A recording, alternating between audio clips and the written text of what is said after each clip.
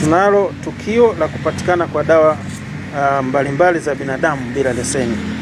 Kutokana na operation na misako iliyofanyika manispaa ya Songea tarehe 30 mwezi wa 7 2026 huko maeneo ya Mji Mema manispaa ya Songea, tulifanikiwa kumkamata John Veronica Ndonde miaka 44, afisa masoko wa Pharmacy AST Songea, akiwa na dawa mbalimbali za binadamu na vifaa mbalimbali vya tiba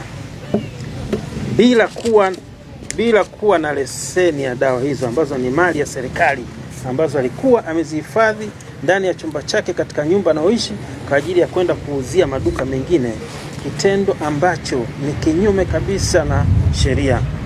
Upelelezi wa tukio hili unaendelea na mtuhumiwa atafikishwa mahakamani kwa ajili ya kujibu tuhuma zake. Mafanikio.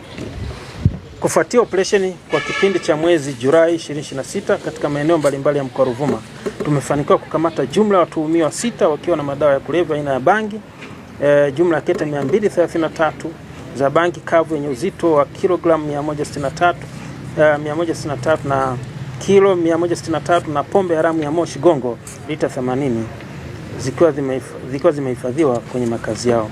Watuhumiwa hao wamekuwa wakijihusisha na uzaji na utumiaji wa madawa hayo, kitendo ambacho ni kinyume cha sheria. Hivyo baada ya upelelezi kukamilika, kufikishwa mahakamani kwa hatua zaidi.